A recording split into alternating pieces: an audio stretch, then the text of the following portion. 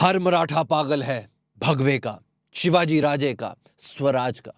आपने छावा के बाद इस फीलिंग को महसूस जरूर किया होगा। नमस्कार, सीधा मुद्दे पे आते हैं। सवाल ये, छत्रपति संभाजी महाराज के बाद मराठा एम्पायर का क्या हुआ, उस स्वराज के सपने का क्या हुआ, औरंगजेब का क्या हुआ, मुगल सल्तनत का क्या हुआ, आखिर में जीत किसकी होती है। काफ़ी इंटरेस्टिंग स्टोरीज हैं। जब तक हम थिएटर में जाते हैं काफ़ी चीज़ें हैं जो कि सेंसर हो जाती हैं, पर आज हम खुल के सभी चीज़ों के बारे में बात करने वाले हैं। वीडियो स्टार्ट करने से पहले मैं आपसे माफ़ी मांगना चाहूँगा। हो सकता है कुछ शब्दों का उच्चारण ठीक ना हो, मैं मराठी नहीं हूँ और मैं खुद को इस लायक नहीं समझता कि मैं छत्रपति शिवाजी महाराज, छत्रपति संभाजी महाराज की व्याख्या कर सकूं। पर कहते हैं those who forget history are condemned to repeat it. इसलिए मैं अपना एक प्रयास करना चाहता हूं कि हम अपने इतिहास को भूल कर भी ना भूलें।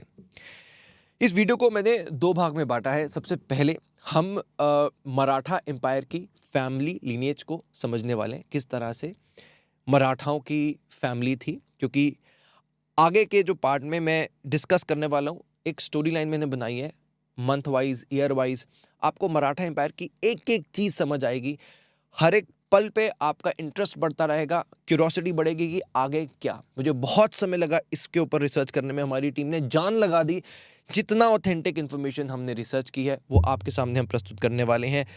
सिर्फ रिक्वेस्ट मैं ये करना चाहूँगा कि वीडियो स्टार्ट करने से पहले आप खुद को ये बात ज़रूर याद दिलाएं कि अगर आज हम इन कहानियों को जिंदा नहीं रखेंगे तो कल ये चीज़ें रिपीट हो सकती हैं।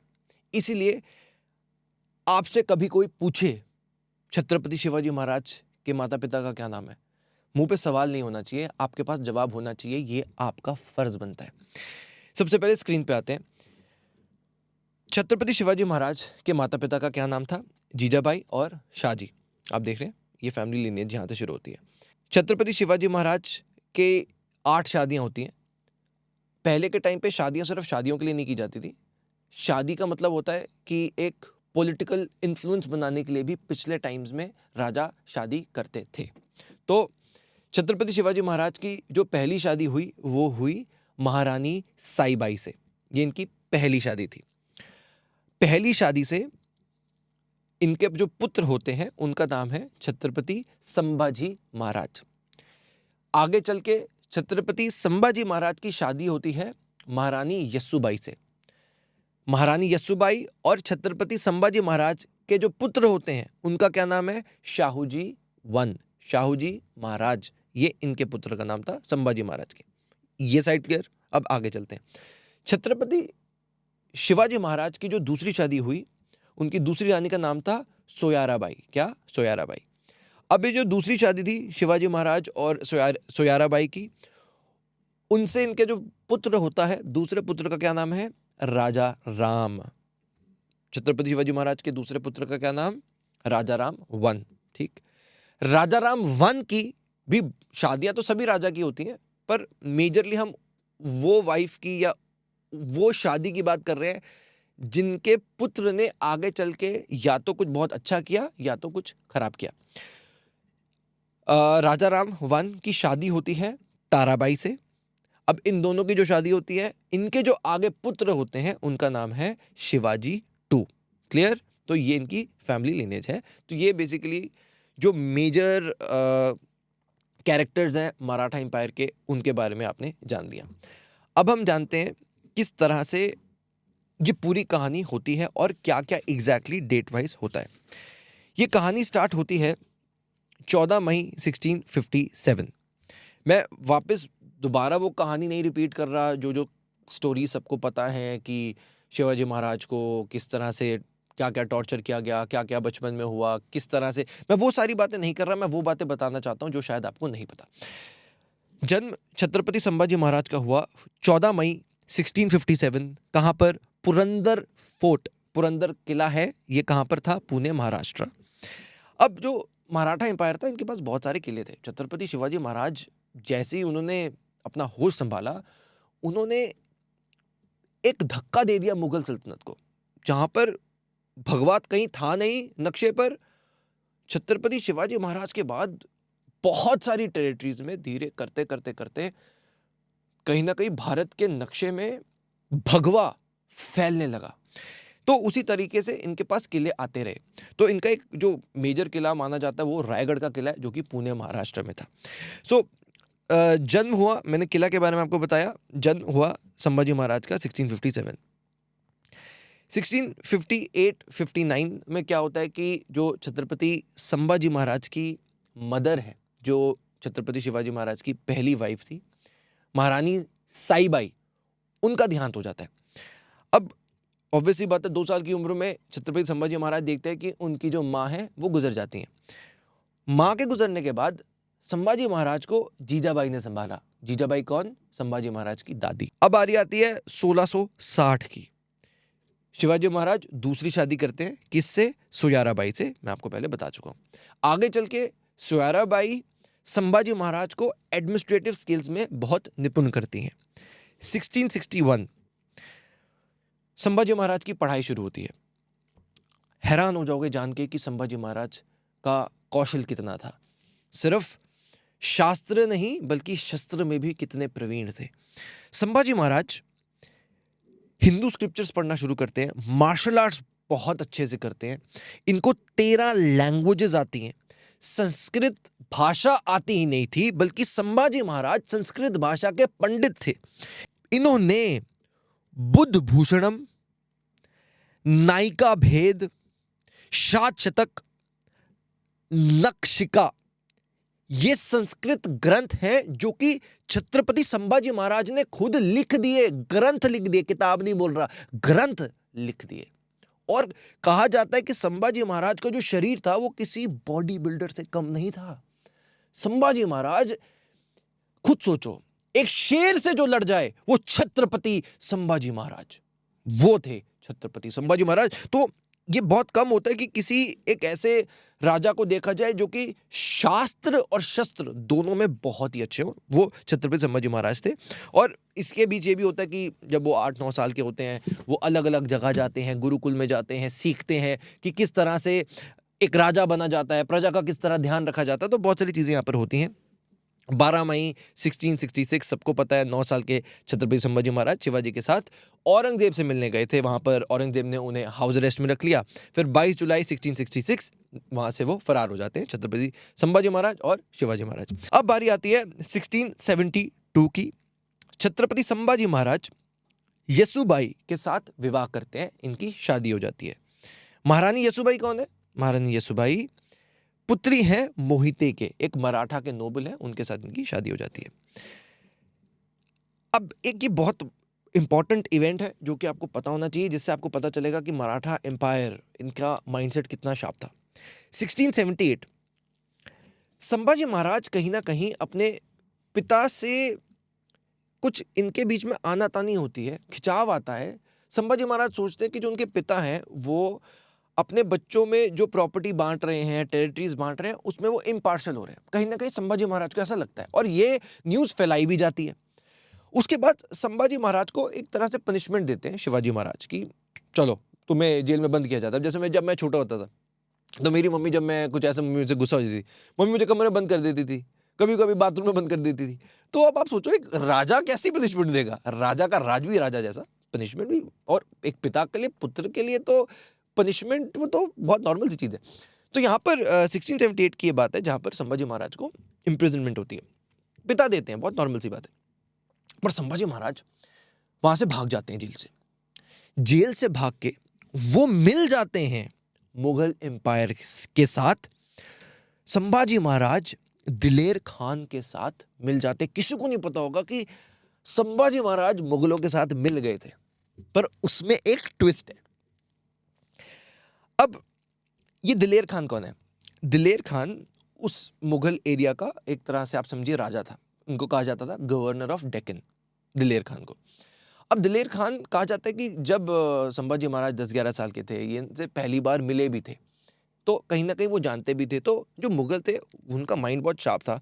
उनको पता था कि हमेशा से आप देखोगे ना मुगल हिस्ट्री, तो उनको था कि ज़्यादा लड़ाई में एनर्जी मत लगाओ, इससे अच्छा ये है कि बातों में आप उसको उलझा लो, उस बंदे के अंदर एक इंटरनल गुस्सा पैदा कर दो अपने ही परिवार से, और वो बंदा अपने परिवार से अगेंस्ट हो जाएगा और आपकी जीत हो जाएगी। तो मुगल की शुरू से रणनीति ऐसी रही। तो अब जैसे संभाजी महाराज दिलेर खान के पास गए कि मेरे पिताजी ऐसे कर रहे हैं, मेरा वो हक बनता है। तो दिलेर खान ने बोला आप चिंता मत करो, हम आपको जितवाएंगे और आपका हक आपको दिलवाएंगे, आपका हक है, बिल्कुल ठीक कह रहे हैं आप संभाजी महाराज। अब हुआ क्या, संभाजी महाराज को धीरे धीरे रियलाइज हुआ कि यार ये लोग तो वो हैं जिन्होंने मराठाओं के साथ अत्याचार किया है, लड़कियों का वस्त्र हरण हुआ है, उनको चीर, हमारी लोगों को जिन्होंने मारा, आज मैं उनके साथ खड़ा हूं। संभाजी महाराज यू टर्न ले लेते हैं, संभाजी महाराज वापस मराठाओं के पास चले जाते हैं। पर मजे की बात क्या, संभाजी महाराज को पता लग गया कि इनकी फंडिंग कहां से आती है, मुगल्स के पास मैन पावर कितनी है, इनकी इंटेलिजेंस कितनी है, इनके गुप्तचर कौन है, वो कौन लोग हैं जो कि मराठा में स्पाई कर रहे हैं मुगल की तरफ से। सो कहीं ना कहीं जो पूरी की पूरी मुगलों को लग रहा था कि संभाजी महाराज उनकी तरफ आ गए, वो बैकफायर कर गया मुगलों के लिए। और मराठाओं के लिए एक बहुत बड़ा प्लस था कि उन्हें पता था कि उनका जो दुश्मन है उनके पास क्या आर्मी की पावर है, स्ट्रेंथ है। अब आप ये चीज सोचो कि अब मुझे ऐसा पर्सनली लगा कि हो सकता है कि एक नैरेटिव बनाया गया, शायद संभाजी महाराज शिवाजी के बीच कुछ था ही नहीं, दुनिया में दिखाया गया कि भाई ये हुआ है इसलिए वो दिलेर, अब अगर डायरेक्टली संभाजी महाराज दिलेर खान से मिलने चले जाते तो भाई वो भी समझ जाते तो चाल है।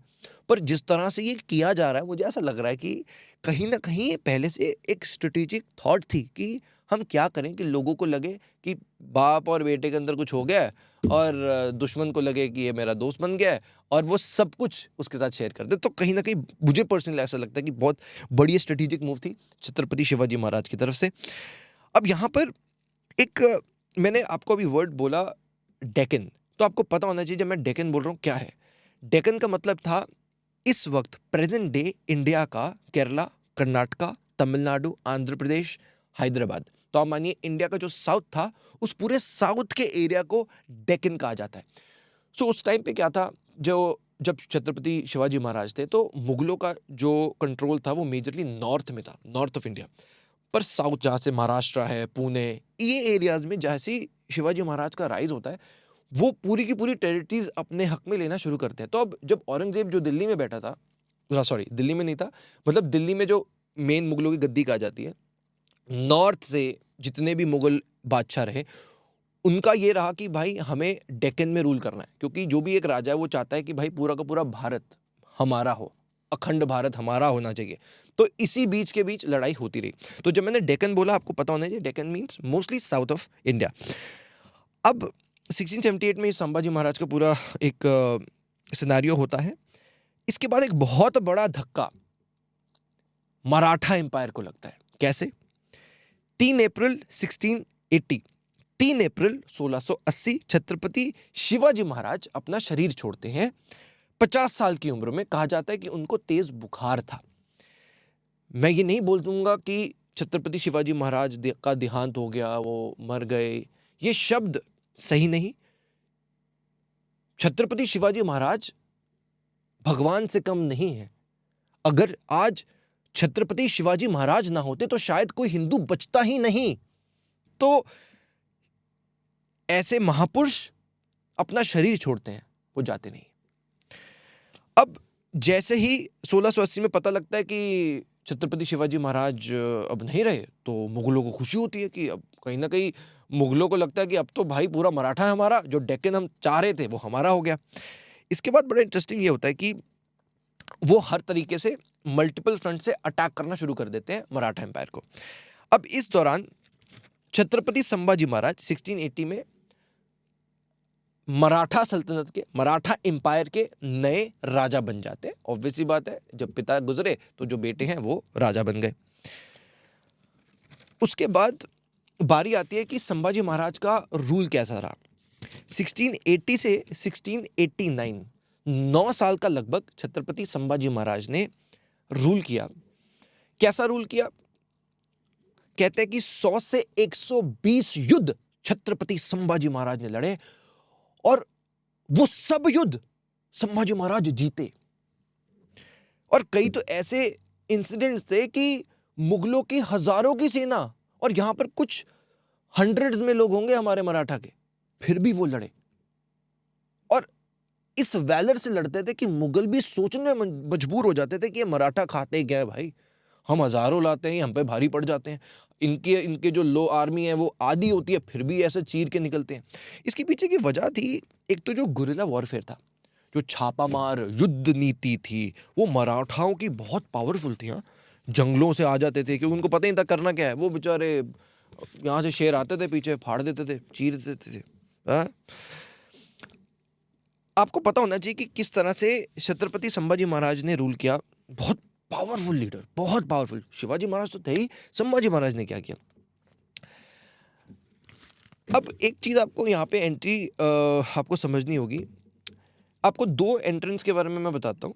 एक तो मुगल जो थे वो आए थे इंडिया में पहली बार 1526 में। सबसे पहला मुगल शासक जो आया वो था बाबर। तो पहली बार मुगल आए थे 1526 में। अब जब मुगल आए थे तो मुगलों से भी पहले बाहर से एक और शख्स आए थे, उनका नाम था वास्को द गामा। 20 मई 1498 ये पोर्चुगीज थे। ये सेल करते करते आ गए थे। पोर्चुगीज का भी एंट्रेंस हो गया था, तो बेसिकली हमारा देश अपना था, पर हम कभी गए नहीं। पर बाहर से लोग आते रहे और बाद में वो यहीं पर बस गए, वो गए नहीं। तो पोर्चुगीज आए 1498 में, मुगल पहली बार कब आए 1526 में। तो मैं आपको एंट्रेंस बता रहा हूँ, तो रेलेवेंस आपको पता चलेगा संभाजी महाराज के रूल में। अब हुआ क्या कि जिस तरह पोर्टुगीज आते रहे, उन्होंने गोवा, दमन, दीव, इन जगहों को अपने कंट्रोल में रखना शुरू किया पोर्चुगीज ने। और पोर्चुगीज क्या करते थे, ट्रेड करते थे। कैसे? वो यहाँ से, जैसे महाराष्ट्र हो गया, हमारे पास फार्मिंग तो बहुत अच्छी थी, तो यहाँ से स्पाइस का बहुत अच्छा बिजनेस पोर्टुगीज करते थे।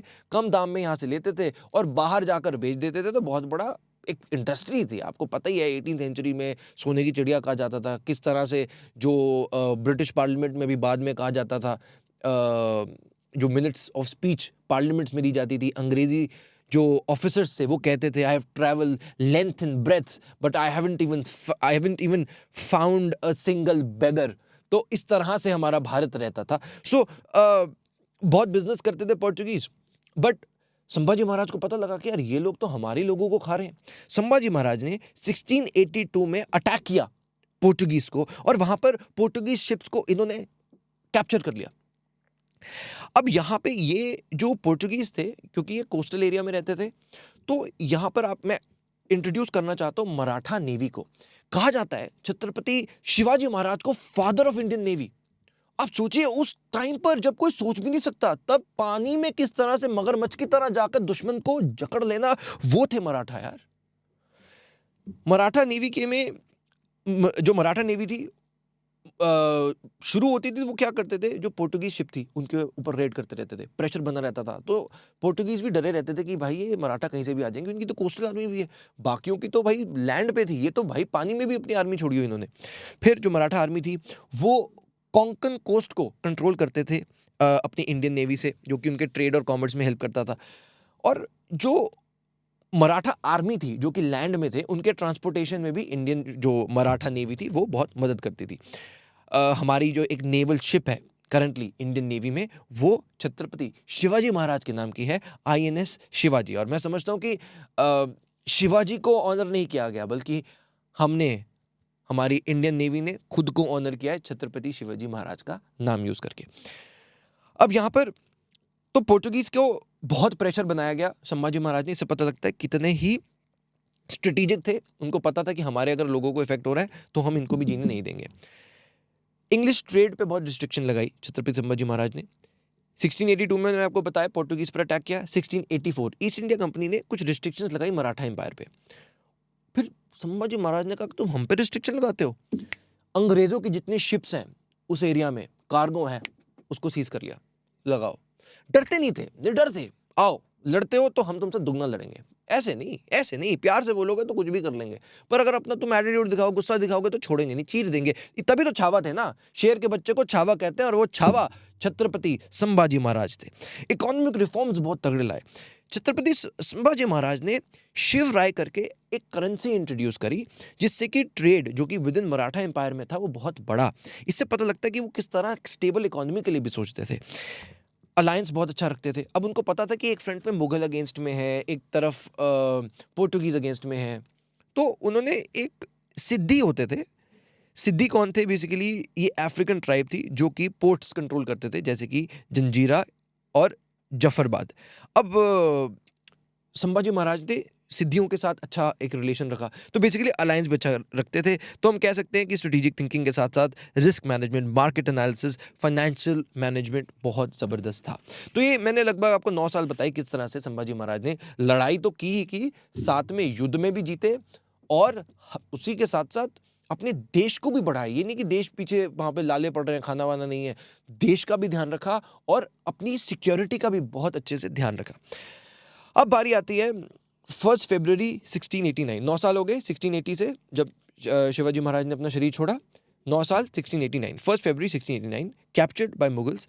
अब क्या हुआ, ये तो आपको पता ही है। गनुजी शिर्के जो कि ब्रदर इन लॉ थे छत्रपति संभाजी महाराज के, उन्होंने मुगलों को बता दिया कि ये एक रास्ते से जा रहे हैं, ये संगमेश्वर में जा रहे हैं छत्रपति संभाजी महाराज, अपने एक लॉयलिस्ट हैं उनके, कवि कैलाश, उनके साथ जा रहे हैं। एक मीटिंग थी संगमेश्वर में जो मराठा एम्पायर को ना इकट्ठा कर रहे थे। आपने देखी है मूवी, संभाजी महाराज जब जा रहे थे वहीं पर मुगलों ने अटैक कर दिया धोखे से। जो अपने होते हैं धोखा जो देते हैं उसमें तो क्या ही कहना। तो कवि कैलाश की एक लाइन मुझे बहुत ज़बरदस्त लगी थी मूवी में, जब कवि कैलाश छत्रपति संभाजी महाराज को कहते हैं कि मैं नमक हूँ महाराज। संभाजी महाराज कहते हैं तुम नमक नहीं चंदन हो कवि, तुम तिलक हो हमारे माथे की। क्या बात। तो क्या मतलब, जब मैं बोल रहा हूँ मैं फील कर रहा हूँ, गूज़बम्प्स को मैं महसूस कर रहा हूँ। And kudos to Vicky Kaushal, किस तरह से एक्टिंग की है। क्या 1 फरवरी 1689 मुगल से कैप्चर कर लिया छत्रपति संभाजी महाराज को। उसके बाद अब एक तरफ जब आपका राजा चला गया तो आपकी एम्पायर में उस वक्त उस गद्दी पर कोई नहीं है, तो सीधी सी बात है कि किसी को बिठाना पड़ेगा। मैंने आपको बताया था छत्रपति शिवाजी महाराज की जो दूसरी शादी हुई थी सुयाराबाई से, उनके जो पुत्र थे उनका नाम था राजाराम वन। तो जैसे ही छत्रपति शिवाजी महाराज छत्रपति संभाजी महाराज को अरेस्ट किया गया, उसी वक्त 1689 20 फरवरी 1 फरवरी को कैप्चर किया गया। 20 फरवरी 1689 राजा राम वन को छत्रपति बना दिया गया, राजा बना दिया गया मराठा एम्पायर का, ताकि स्टेबिलिटी रहे। जो आपकी जनता है वो डर ना जाए कि हमारा राजा नहीं है, राजा नहीं है।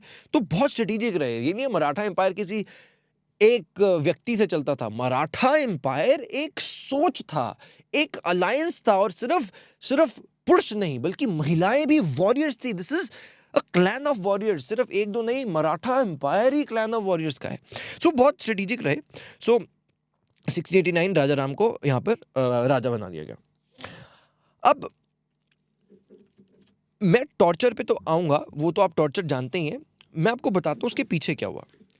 अब जो छत्रपति संभाजी महाराज की जो वाइफ थी महारानी यस्सुबाई, उनको पता लग गया कि अब संभाजी महाराज, ये सारी कॉन्वर्सेशंस पहले ही हो चुकी हैं कि यार करना क्या है, प्लान ए ये है, प्लान बी ये है, एवरीथिंग वो सब कुछ पता।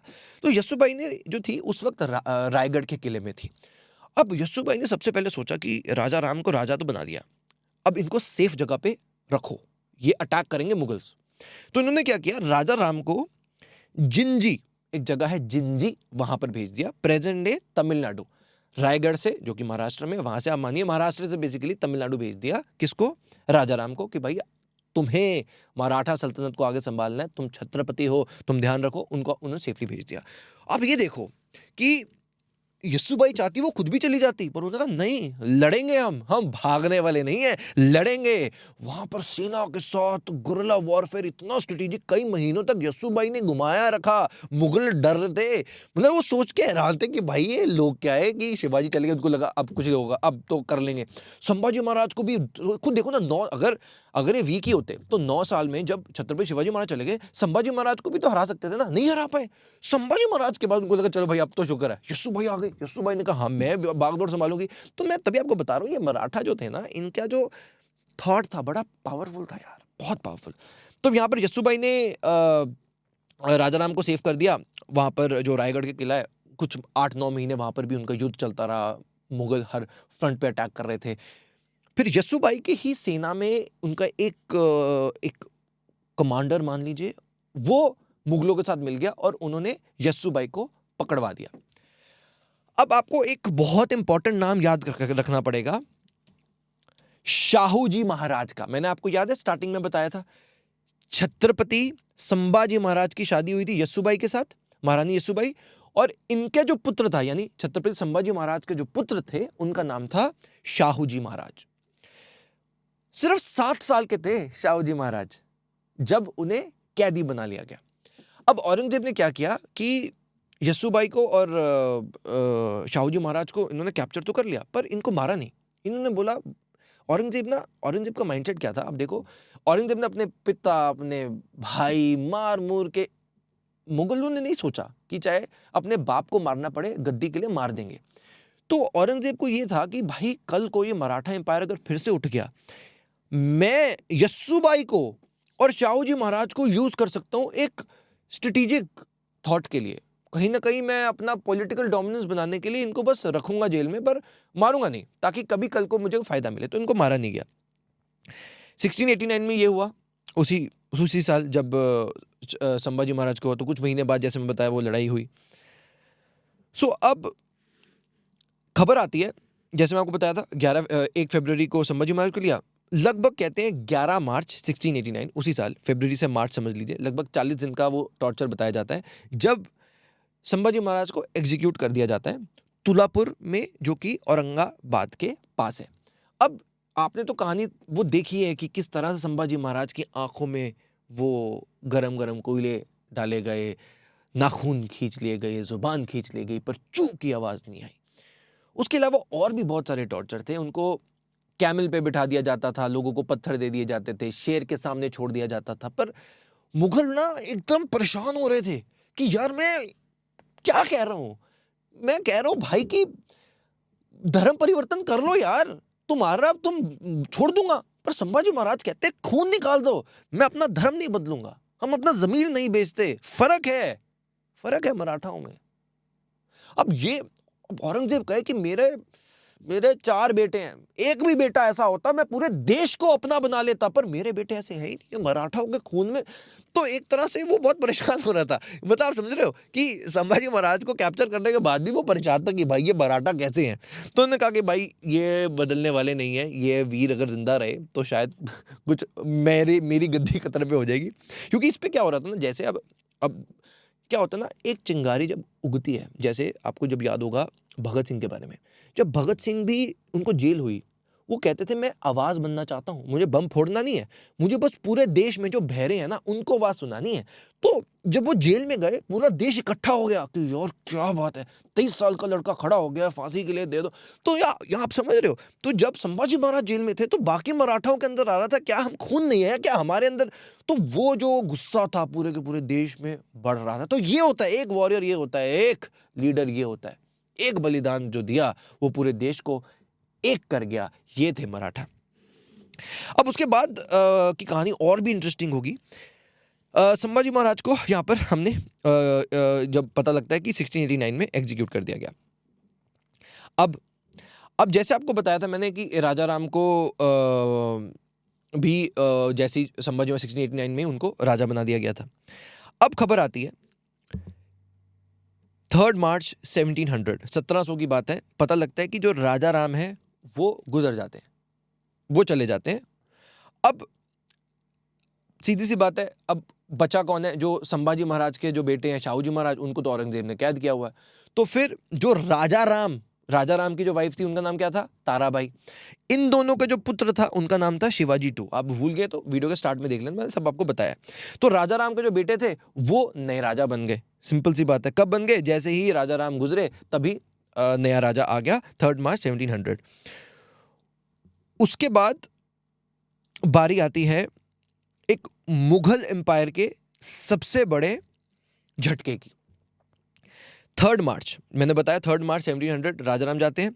3 मार्च 1707, लगभग 7 साल बाद खबर आती है कि औरंगजेब गुजर गया। क्या हो रहा था कि औरंगजेब की तबीयत खराब हो रही थी, बूढ़ा हो रहा था, तो चला नहीं जा रहा था, तो कहीं ना कहीं जैसे ही वो जहां पे जा रहा होता था तो वहीं पे अपना शिविर लगा लेता था, इतना बीमार हो जाता था। तो अब औरंगजेब को क्या था, उसके दिमाग में क्या था कि भाई मेरे को डेक्कन चाहिए, मेरे को डेक्कन चाहिए, मेरे को भैया ये जो जहाँ पे भी मराठा है, क्या हो रहा था, मराठा जैसे धीरे धीरे इकट्ठे हो रहे थे, क्योंकि राजा राम तो वहां पर थे ही ना, तो ऐसा तो था नहीं मराठा खत्म हो गए, तो वहां कहीं ना कहीं वो छोटी छोटी टुकड़ियां भेज देते थे, ये टेरिटरी ले ली, ये फोर्ट ले लिया, ये फोर्ट ले लिया। तो वो बहुत परेशान हो रहा था कि यार मैं क्या करूं, मेरे को औरंगजेब परेशान हो रहा है, मुझे डेक्कन क्यों नहीं मिल रहा, क्यों नहीं मिल रहा। तो वो घूमता रहता था, भटकता रहता था कि मैं क्या करूं क्या करूं। ये परेशान होते होते बेचारा लास्ट में पता चलता है कि एकदम से खबर आती है 1707 में औरंगजेब गुजर जाता है। अब जैसे कि औरंगजेब ने किया वैसे ही उसके साथ होता है। क्यों? औरंगजेब के 10 बच्चे थे। वैसे कुछ कुछ आर्टिकल्स में 4 बताया जाता है, कुछ आर्टिकल्स में 10 बताया जाता है। 3 इन्होंने शादियां करी और इनके 4 बच्चे कहा जाता है। कुछ आर्टिकल्स में ये भी कहा जाता है कि इनके 10 बच्चे थे। अगर आप गूगल सर्च करेंगे तो काफी सारे अलग अलग आर्टिकल्स हैं, बट हम 4 को ले लेते हैं फॉर रेफरेंस। उनके एक बेटे थे आजम शाह।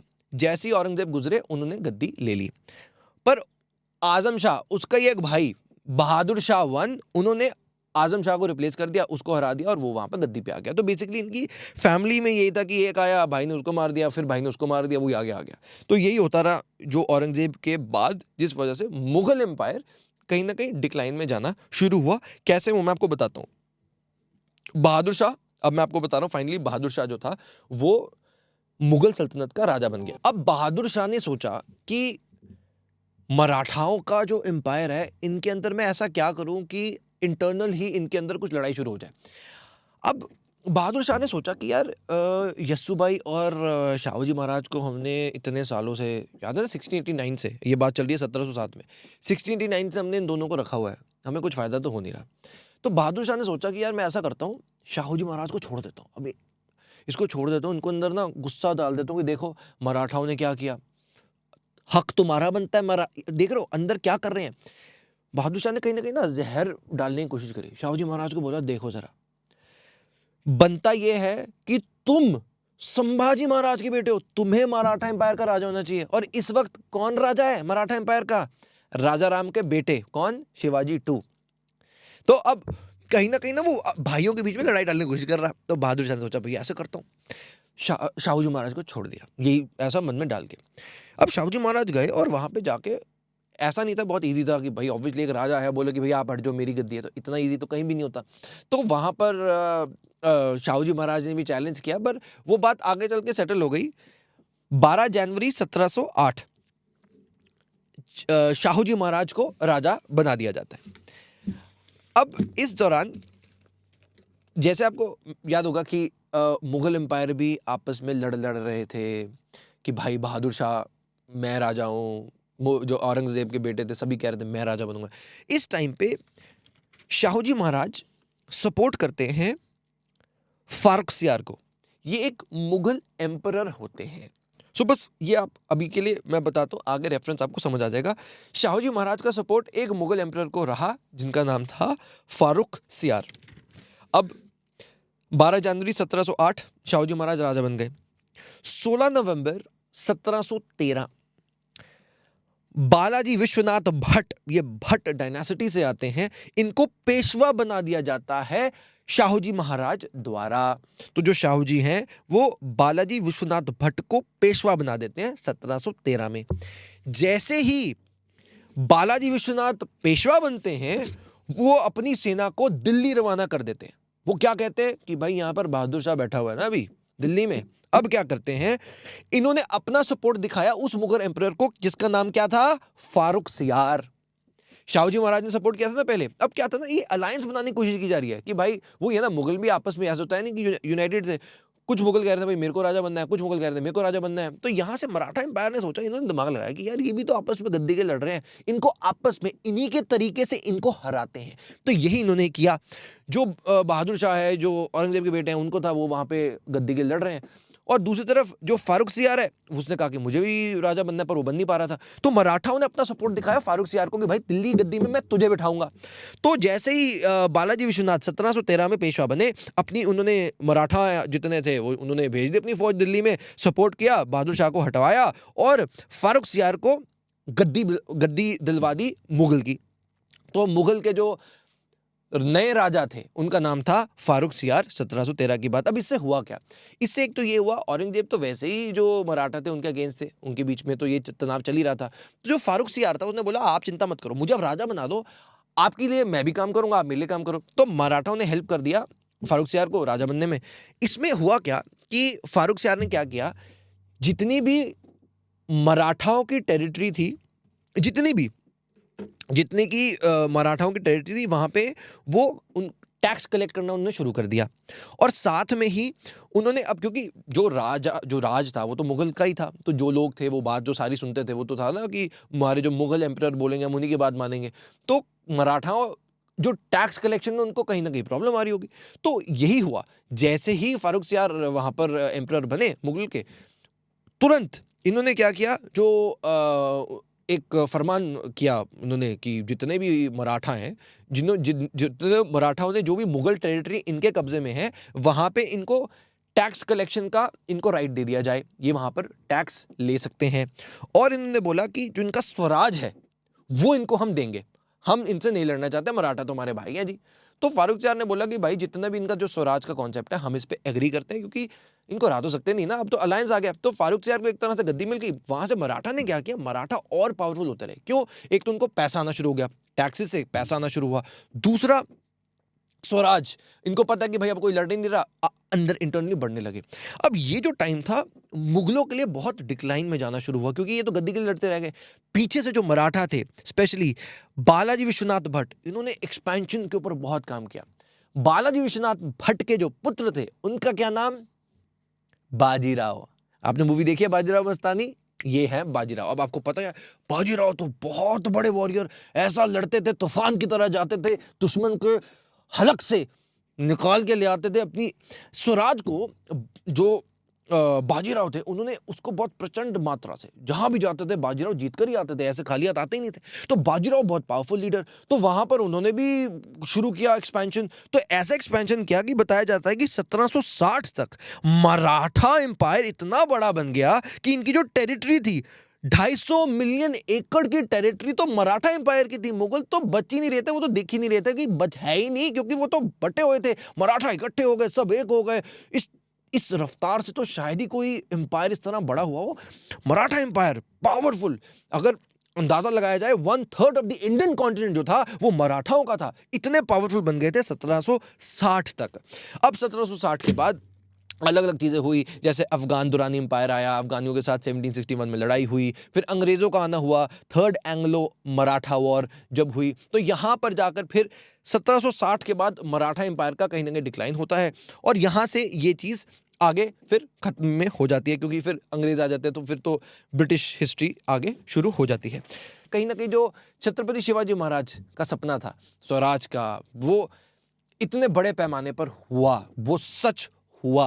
और औरंगजेब का जो जो हिस्ट्री रही, जो उनके परिवार ने उन्हीं के साथ किया, वो शायद इतिहास भी याद रखेगा। और ये सबको पता भी चलेगा कि यार आप जितने मर्जी क्रूर हो जाओ, पर अपने कर्म का फल आपको कहीं ना कहीं भुगतना ही पड़ेगा। आपके अपने भाई आपस में मर रहे हैं। सो एक बहुत बड़ा जो सवाल आता है कि जो हमारी हिस्ट्री की टेक्स्ट बुक्स है, वहां पर छत्रपति संभाजी महाराज की कहानियां कहाँ हैं? छत्रपति सिर्फ इनकी नहीं, बल्कि आप तानाजी की भी बात करें, आप जितने भी हमारे फ्रीडम फाइटर्स की बात करें, इनका नाम हमारी टेक्स्ट बुक से क्यों गायब है और क्यों गायब रहा? क्या ये इंटेंशनली था, या अगर अनइंटेंशनली था तो फिर हम मुगल को जहां पर ग्लोरीफाई कर रहे हैं, जहां पर हम मुगल्स की बात कर रहे हैं, वहां पर मराठाओं की क्यों नहीं बात की जा रही? जो सोमनाथ का मंदिर था, इतना सोना वहां पे चुरा के ले गए, जो लॉयल्टी हमारे खून में थी, और हमारे ही देश में, जो हमारा ही देश है, जो हमारे अंदर था, वो छीन लिया गया। ये सच क्यों छुपाया गया? बच्चों को क्यों नहीं ये कहानियां बताई जा रही है? बहुत बड़ा सवाल पूरे के पूरे समाज से है, इस सिस्टम से है, इस पूरे की पूरी अब जो हमारी जनता है उनसे भी है यार। हम सबसे एक सोचने वाली बात कि हमने हिस्ट्री में नाजी के बारे में तो पढ़ लिया, पर हमने हिस्ट्री में छत्रपति शिवाजी महाराज के बारे में नहीं पढ़ा। हमने भाई 2 लाइन पढ़ लिया था, ये हुआ। पर कहीं ना कहीं बहुत बड़ा फ्लॉ हमारे सिस्टम में, हमारे एजुकेशन सिस्टम में रहा कि हम अपने ही इतिहास को नहीं याद रख पाए। जाते जाते छत्रपति संभाजी महाराज के लिए कुछ 4 लाइनें। देश धर्म पर मिटने वाला शेर शिवा का छावा था, महापराक्रमी परम प्रतापी एक ही शंभू राजा था।